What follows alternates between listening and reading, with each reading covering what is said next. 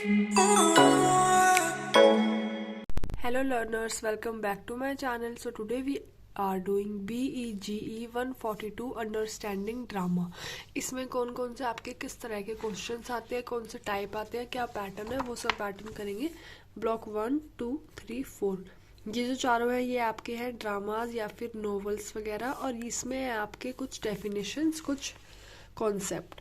Starting की उसमें मैं आपको यूनिट वाइज चलेंगे और उसमें से देखेंगे कौन कौन से इंपॉर्टेंट है और कौन से क्वेश्चंस आपको किस तरह से लिखने हैं और क्या क्या चीज़ें आनी ही आनी है 20 मार्क्स के, 40 मार्क्स के। तो आपके 20-40 मार्क्स तो ऐसे ही कवर हो जाएंगे। ठीक है, तो स्टार्ट करते हैं ब्लॉक नंबर 1 यूनिट नंबर 1 से। Greek theatre, apron stage, unit wise चलेंगे। ठीक है, पेज टर्न करते जाएंगे और हमको अपने टॉपिक मिलते जाएंगे। Unit 2 2.2 dramatic structure, unit 3 tragedy, then we have melodrama, 3.4 tragicomedy, 3.9 epic theatre. Now we have block number 2 जिसमें हम पढ़ेंगे ऑल माय सन्स के बारे में। ठीक है, जो कि एक ड्रामा है। अब इसमें से देख लेते हैं आपके कौन कौन से आपके किस टाइप के क्वेश्चंस आने वाले हैं। ठीक है, अब ये है आपकी ब्लॉक 2 की यूनिट नंबर 2। इसमें है Arthur Miller on drama as tragedy, ये वाला टॉपिक। और उसके बाद है a view of the text, और जो इसका टेक्स्ट है उस पूरे टेक्स्ट को आपको समझा रखा है। ठीक है, तो ये वाला टेक्स्ट आप पूरा रीड कर लेंगे। उसके बाद है हमारे पास यूनिट नंबर 3। इसमें ये इम्पॉर्टेंट है theme of social responsibility. Direct पूछते हैं कि what is the theme of responsibility as पर ऑल माय सन्स। उसके बाद है हमारे पास आइडियलिज्म एज थीम। देन हमारे पास यूनिट 4 में हमें क्या देखने को मिलेगा, कैरेक्टर स्केच। अब कैरेक्टर स्केच की 2 या 3 मेन बातें मैं आपको बताती हूँ। ये वाले जो हैं कैरेक्टरिस्टिक्स, इनमें से आप ये मेन वाले, मेजर वाले तो ज़रूर करने। इसमें से एक आएगा पूरे 20 मार्क्स का, पूरे 20 मार्क्स का एक कैरेक्टरिस्टिक स्केच आएगा, तो वो वाला आप पूरा कर ले। ये वाले बस आप रीड कर ले कि बाय चांस अगर आ जाता है तो आप लिख पाए।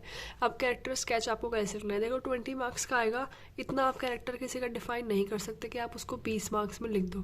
तो कैरेक्टर स्केच किस हिसाब से लिखोगे आप, पहले आप स्टार्टिंग में थोड़ा सा उसको डिफाइन कर दोगे। ठीक है ठीक है ठीक है, उसको डिफाइन कर दोगे। फिर आप क्या करोगे, सीन नंबर 1 कि हमने ये देखा, इससे हमें पता चलता है कि वो ऐसा था। सीन नंबर 2 ये लिखना है आपको, सीन नंबर 1, सीन नंबर 2, इसमें हमें पता चलता है कि ऐसा था। इस हिसाब से आप 1-2 लिख दोगे, 1-2 की क्वालिटी बता दोगे और लास्ट में फिर उसको कंक्लूड कर दोगे कि हाँ हाँ वो ऐसा ऐसा था, उसने ऐसा ऐसा करा, ये उसका स्केच था, ये उसका कैरेक्टर था। इस तरह से आप 20 मार्क्स के में अपना मेजर कैरेक्टर्स जो आपके आएंगे, या जो कैलर का, क्रिस कैलर का, और ऐसा नहीं आपको खुद लिखना है, आपको प्रॉपर इसमें दिया हुआ है। ठीक है, प्रॉपर विद सीन्स के साथ दिया हुआ है। ठीक है, किस तरह से उसने कंसर्न दिखाया। ठीक है, इसमें लिखा हुआ है ना ऐसे, इसी तरह से आपको लिखना है अपना स्टोरी के हिसाब से, स्टोरी के कंटेक्स्ट में बताते हुए। इस तरह से 20 मार्क्स का आपको लिखना है पूरा कैरेक्टर स्केच। 20 मार्क्स आपके यहाँ से डेफिनेटली पूछे जाने वाला है कैरेक्टर स्केच। ये है ऑल माई सन्स के। देन हमारा शुरू हो रहा है block number 3 half way house, जो भी है मोहन राकेश का।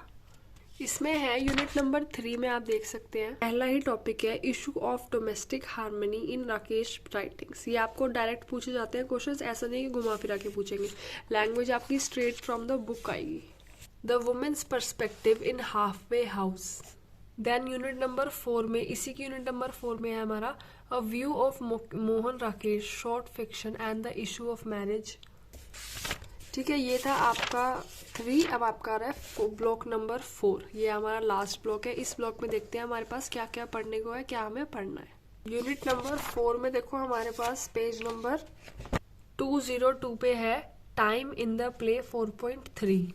अब हमारे पास ना एक question, write a character sketch of दिदान कमाटी। ये बहुत बार आपसे पूछा गया है, कैरेक्टर स्केच ऑफ दिदान कमाटी। तो ये आप कहाँ से देखेंगे, ये आपको, ये शुरू है ना कैरेक्टर्स प्ले, उसी में आपको कहीं पे दिख जाएगा। ठीक है, तो ये आपका वाला, ये वाला क्वेश्चन आपका काफ़ी बार पूछा गया है। तो ये थे कुछ आपके इंपॉर्टेंट क्वेश्चंस, इनमें से आपका सबसे ज़्यादा पूछा जाएगा। और एक और चीज़, एक और पेपर में क्वेश्चंस आते हैं, इस हिसाब से आपको किसी में से भी लाइन दी जाएंगी और फिर आपको उसको एक्सप्लेन करना है। ये आपका आता है 20 मार्क्स का। ठीक है, पूरा 20 मार्क्स का, 5 मार्क्स की एक लाइन आएगी, 4 लाइन आएंगी, पूरा 20 मार्क्स का ये एग्ज़ाम। अगर आप ये क्वेश्चंस कर लेते हैं ना तो आपका एग्ज़ाम जो है बहुत अच्छा जाने वाला है, क्योंकि कैरेक्टर स्केच और जो मैंने बताया ना थीमेटिक वाले, थीम वाले, वो क्वेश्चंस वही रहते हैं, वो क्वेश्चंस चेंज नहीं होते, चेंज होते हैं बस ये वाले आपकी, बस लाइन्स तो बहुत सारी है तो कोई सी भी लाइन्स उठा के दे देते हैं और बोलते हैं एक्सप्लेन। तो ये याद रखना कि आपको वो लाइन्स पता होना चाहिए कि वो लाइन्स कौन से ड्रामा से ली गई है। अगर आपको इतना भी पता है ना तो तब भी आराम से हो जाएगा। अगर ड्रामा पता है तो उस ड्रामा की आप कुछ थ्योरी लिख देना, कुछ समरी लिख देना, कुछ भी लिख देना, बस आपको ड्रामा पता होना चाहिए कि हाँ भाई इस ड्रामा से ये लाइन ली गई है तो मैं इसके नीचे लिख दूंगा। 20 मार्क्स की आपकी सिंपल ये आती है। तो कहने का मतलब है जितने भी ड्रामा है उन सबकी लाइन्स आपको पता होनी चाहिए कि ये इसकी लाइन है। ठीक है, तो इसी के साथ जो हम हमारी वीडियो ख़त्म करते हैं। BEGE 142 understanding drama important questions for the exams. अगर आपको वीडियो पसंद आई है तो please like, share and subscribe my channel.